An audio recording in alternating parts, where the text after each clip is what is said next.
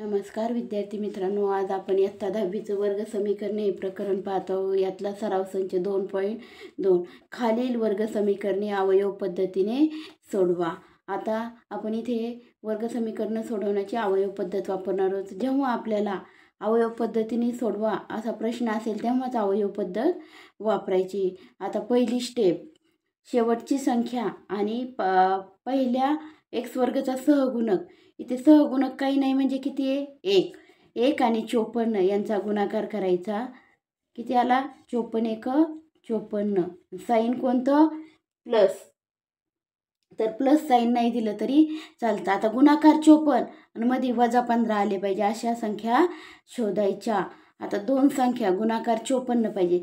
6 आणि 9. 9 6 54. गुणाकार 9 आणि 6चा केल्यास 54 येतो, पण मध्ये 15 -15 कधी येतील? दोन्हीला मायनस साईन असल्यावर -9 आणि -6 किती होतात? -15. आणि गुणाकार केला तर मायनस प्लस 9 सख 54. तर आता उदाहरण सोडवताना पहिलं पद जसंच्या तसं लिहायचं एक्स वर्ग. आता मध्ये वजा 15x आहेत, त्याच्या जागेवर आपण शोधलेले अवयव टाकायचे. तर पहिले टाकायचं वजा 9x वजा 6x, एक्सच्या रूपात टाकायचे, अधिक 54 शेवटची संख्या जशीच्या तशी. आता 2 2 मधून आपण इथे सामायिक काढणार आहेत. या 2 मधून सामायिक काय काढणार? x काढणार. इथे काय राहतं? x वजा 9. इथे काय करायचे? वजा 6. आता इथे पण x. आता मायनस सामायिक काढल्यामुळे मधलं साईन बदलेल. -6 9 54. तर बरोबर 0 बरोबर 0. आता ह्या 2 मधून सामायिक घेतले आणि ह्या 2 मधून सामायिक घेतले. x वजा 9 काय सारखीच आलेला आहे. x वजा 9 तो एकदाच लिहायचा. x वजा 9 आणि दुसऱ्या कंसात x आणि वजा 6 बरोबर 0. आता पहा, हे अवयव शोधले आपण. आता दोन्ही कंस बरोबर 0 म्हणजे प्रत्येक कंस बरोबर सुद्धा काय? 0. x वजा 9 बरोबर 0 आणि x वजा 6 बरोबर 0. x बरोबर हे मायनसचे 9 बरोबर गेले तर काय होतात? प्लस. आणि हे मायनसचे 6 बरोबर गेले तर काय झाले? प्लस. म्हणजे आपण ह्या समीकरणाचे वर्ग समीकरणाचे अवयव शोधले. किती? 9 आणि 6. तर याला आपण मुळे सुद्धा म्हणतो. दिलेल्या वर्ग समीकरणाची मुळे. दिलेल्या वर्ग समीकरणाची मुळे.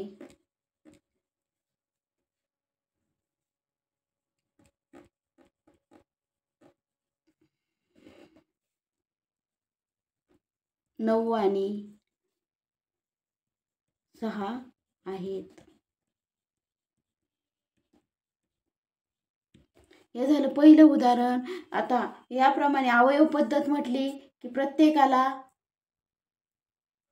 स्टेप सारख्याच आहेत, पद्धत सारखीच आहे प्रत्येक उदाहरणाची.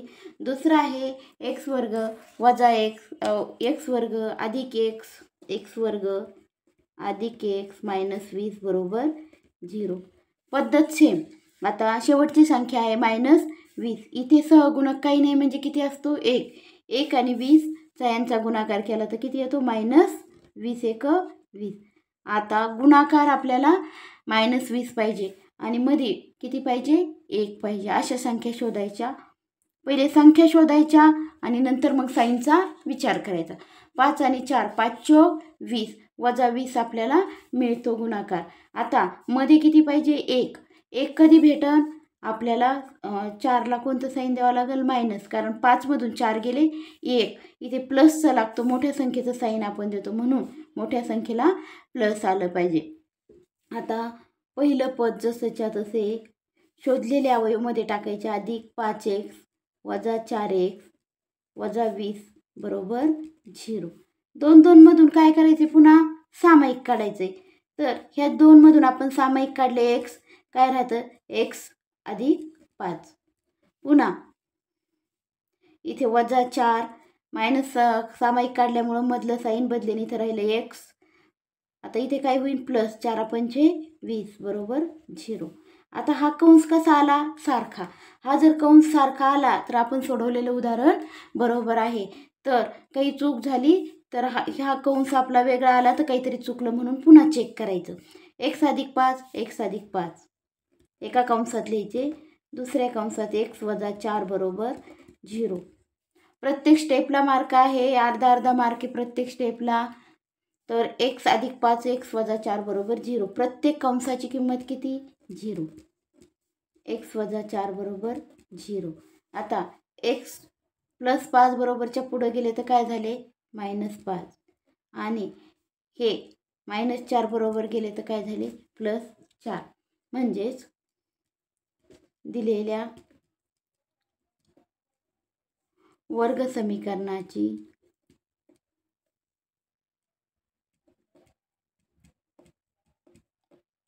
मुळे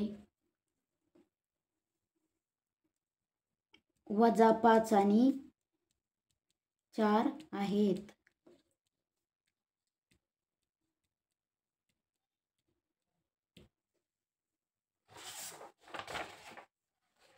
आता पुढचं उदाहरण पाहूयात आपण. उदाहरण नंबर 3. पद्धत प्रत्येक उदाहरणाला सारखीच आहे. उदाहरण नंबर 3.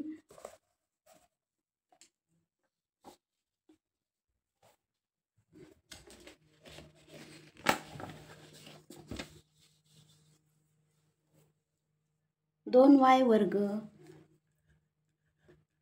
+ 27y + 13 बरोबर 0).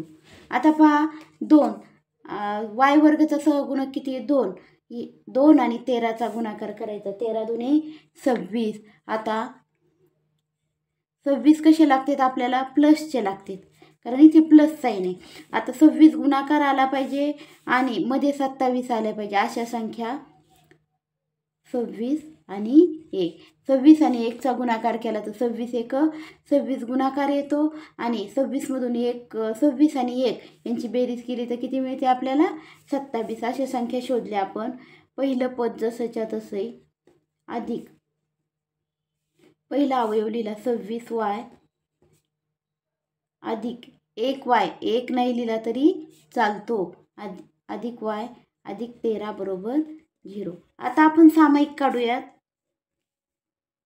ह्या 2 मधून सामायिक काढू. 2y काय राहतं मध्ये? नुसते y राहतील, 1y अधिक 1 बेत्रिक 6 13 अधिक ह्या दोन्हीमधून सामायिक 1 निघतं कंसात y अधिक 13.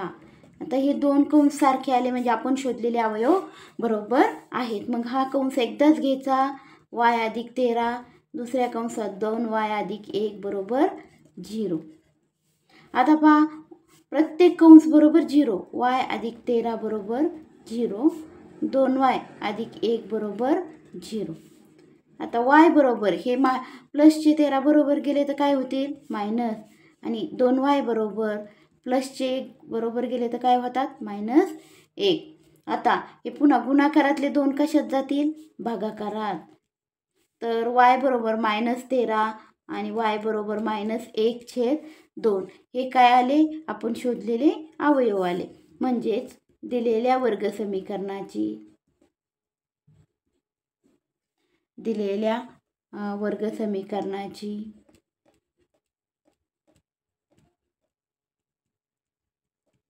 मुळे -13 आणि -1/2 आहेत. अवयव पद्धती पाहतोय आपण. अवयव पद्धतीने वर्ग समीकरण कसं सोडवायचं. तर आता आपण पुढचं उदाहरण पाहूयात. उदाहरण क्रमांक 4.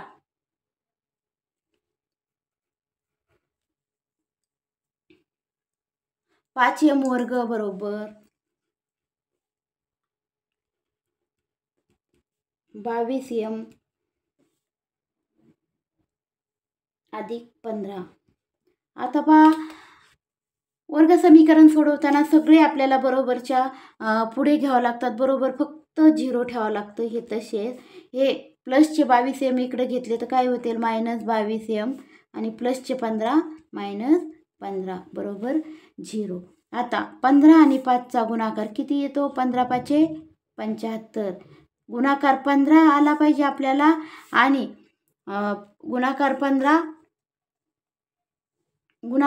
5 75 आला पाहिजे आणि मध्ये किती आलं पाहिजे 22. तर पहा अशा संख्या शोधायच्या 25 त्रिक 75 25 आणि 3. आता गुणाकार आपल्याला किती पाहिजे -15 5 75 पण कसा पाहिजे -75 पाहिजे. तर मोठ्या संख्येला आपल्याला मायनस साईन द्यावा लागेल. -25 मधून 3 गेले -22 मध्ये आपल्याला -22 पाहिजे. तर पहा 5m वर्ग जसंच्या तसं वजा 25m अधिक 3m वजा 15 बरोबर 0.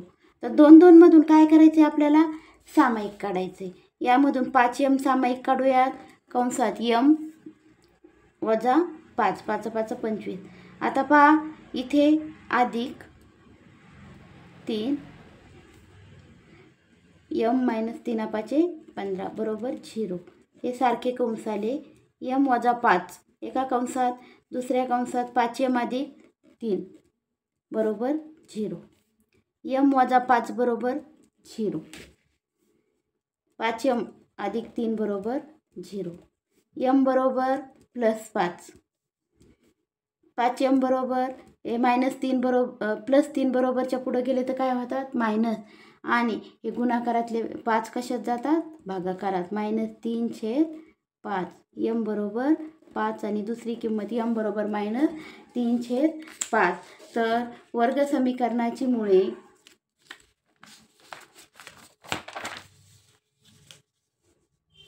दिलेल्या वर्ग समीकरणाची मुळे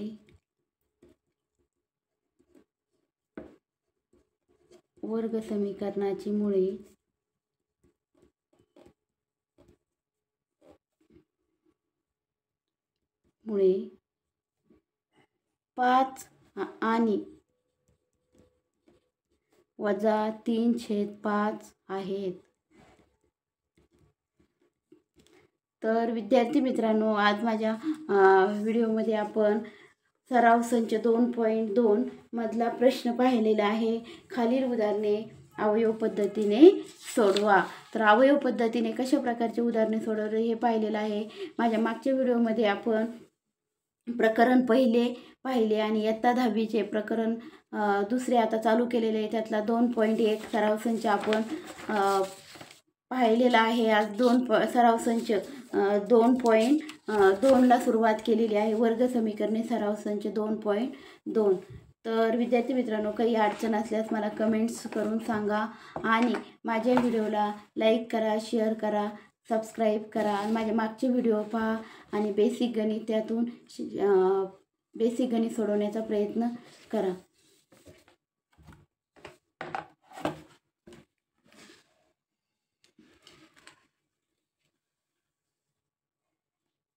धन्यवाद.